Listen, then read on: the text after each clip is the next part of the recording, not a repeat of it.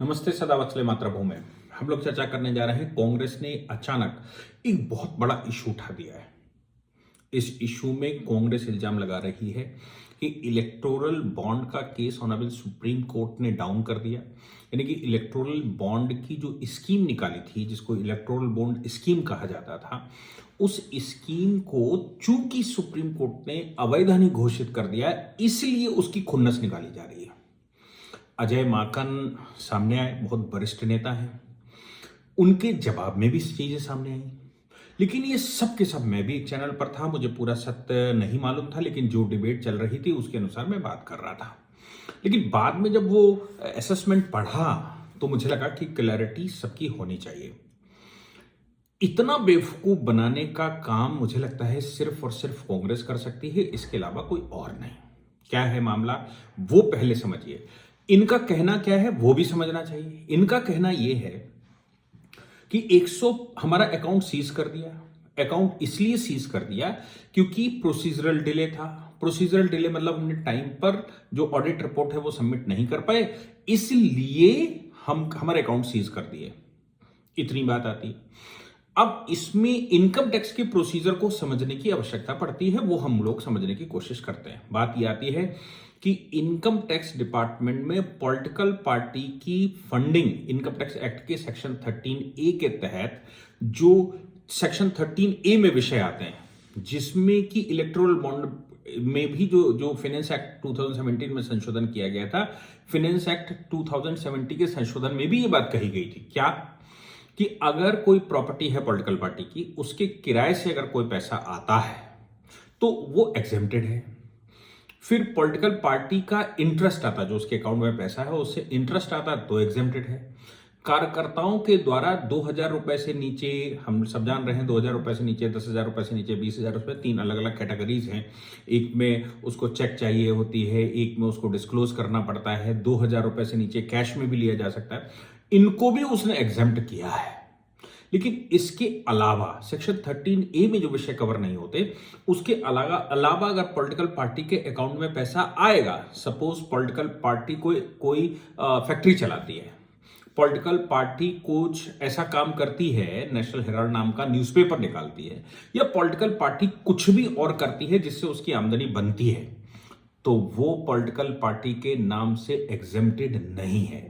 कुल मिलाकर section 13A में हमने केवल वो चीजें कवर की हैं, या इनकम टैक्स एक्ट ने जो चीजें कवर की हैं, उनके अलावा अगर कोई आपके पास फंडिंग होती है तो आपको उस पर टैक्स देना पड़ेगा।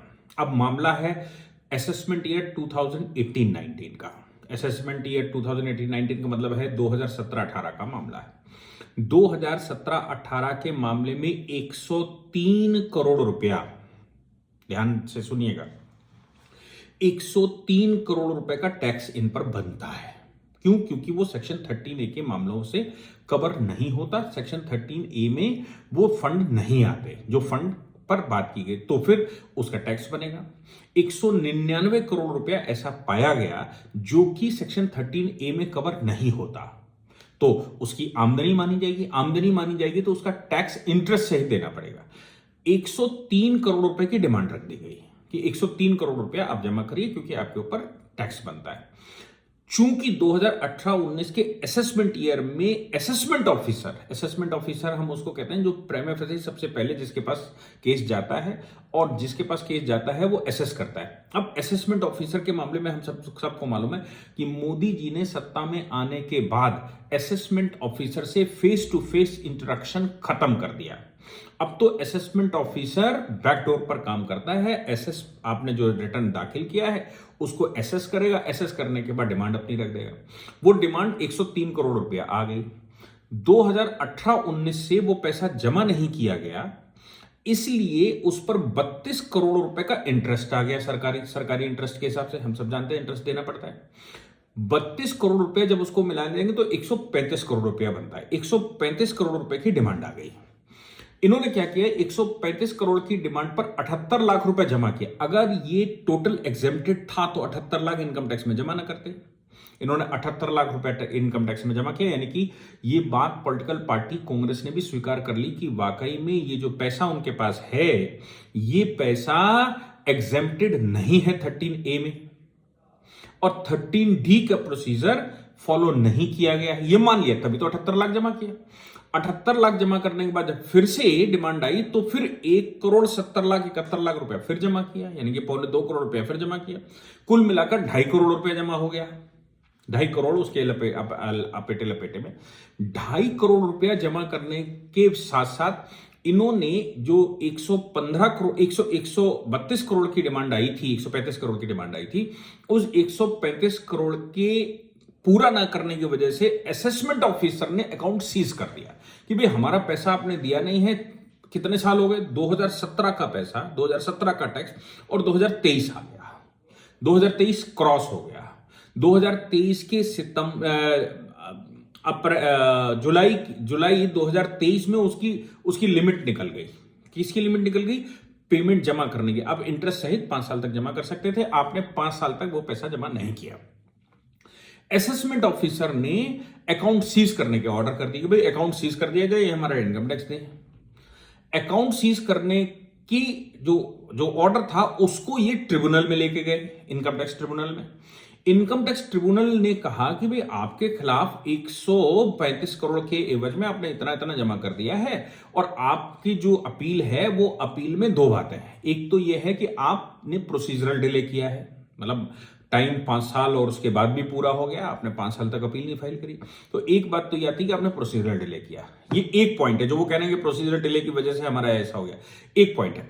दूसरी बात जो इनकम टैक्स ट्रिब्यूनल ने कहा, उन्होंने कहा कि आपके खिलाफ जो बनता है उसका 20% हमको जमा कर दीजिए, यानी कि 103 करोड़ का मामला है, 32 करोड़ तो उसके ऊपर इंटरेस्ट का मामला है।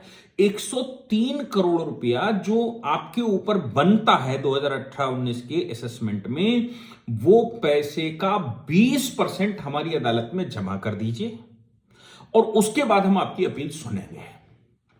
20% जमा कर दिए, हम आपकी अपील सुनेंगे। इन्होंने वो 20% जमा नहीं किया। नतीजा निकला कि उसने 115 करोड़ रुपया, जो 103 करोड़ इनका वैसा था, और 115 करोड़ रुपया इनके डिफरेंट अकाउंट्स में सीज कर दिया और कहा 115 करोड़ रुपया हम आपका सीज करते हैं।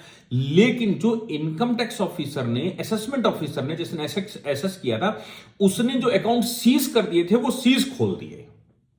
फिर से बताता हूं, इनकम टैक्स ऑफिसर ने जो एसेस कर रहा था, जिसने 103 करोड़ की डिमांड निकाली थी कि ये 13A में कवर नहीं होता है, ये तुम्हारी अपनी इनकम है जो कंपनी की तरह इनकम होती है, उसका टैक्स हमको दीजिए।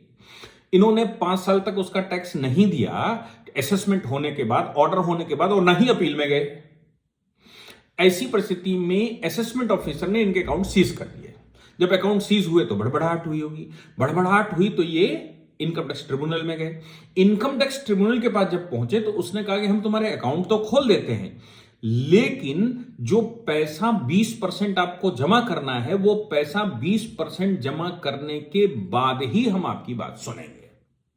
यानी कि प्रेमा फेसाई उसने पाया कि 103 करोड़ रुपए की तुम्हारी आमदनी है जो कि 13A में कवर नहीं होती, जो पॉलिटिकल पार्टी का एग्जेम्पशन है उस एग्जेम्पशन में कवर नहीं होता। इसलिए तुम्हारा यह दायित्व बनता है कि तुम पैसा जमा करो। ऐसी परिस्थिति में जब तक वो पैसा जमा नहीं करते तब तक हम 115 करोड़ जो तुम्हारे अकाउंट में है उस पैसे को हम नॉन मूवेबल बना देते हैं, यानी कि उसको सीज कर देते हैं और बाकी अकाउंट आप ऑपरेट करिए। जब आप 20% पैसा जमा कर देंगे, यानी कि लगभग 21 करोड़ रुपए हमारी अदालत में जमा कर देंगे या एडवांस में दे देंगे, तब हम आपके इस मामले को आगे बढ़ाएंगे। क्यों? क्योंकि प्रेमा फेसाई ये बनता है कि 103 करोड़ का टैक्स तुम्हारे खिलाफ बन रहा है, वो एग्जेम्पशन पॉलिटिकल पार्टी के एग्जेम्पशन की कैटेगरी में नहीं है। इसलिए उन्होंने 115 करोड़ रोककर बाकी अकाउंट सारे खोल दिए। तो ये मामला अकाउंट सीज करने का नहीं, ये मामला अकाउंट सीज्ड अकाउंट को खोलने का है। अब कांग्रेस उसको गलत तरीके से इस्तेमाल करके मोदी जी की सरकार को सवाल खड़ा करना चाहती, जबकि आप पिछले 6 वर्ष से उस मामले को कर रहे हैं और 6 वर्ष से आप टैक्स नहीं जमा कर रहे, आप अपील भी नहीं कर रहे, आप सुनवाई भी नहीं करने दे रहे, और आप जस्टिफाई नहीं कर पा रहे हैं कि वाकई में वो मामला क्या है।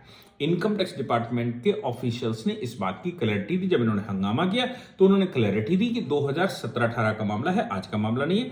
असेसमेंट उसका 18-19 में हुआ था। 103 करोड़ इनके खिलाफ निकला था। 103 करोड़ इन्होंने जमा नहीं किया तो 32 करोड़ रुपया उसका इंटरेस्ट बनता है, इसलिए 135 करोड़ की डिमांड है। ये जब इनकम टैक्स ट्रिब्यूनल में नहीं गए तो अकाउंट सीज कर दिया गया। अकाउंट सीज करवाने के अगेंस्ट में इनकम टैक्स ट्रिब्यूनल में गए। इनकम टैक्स ट्रिब्यूनल ने अकाउंट्स खोल दिया, लेकिन 115 करोड़ रुपया रोक दिया।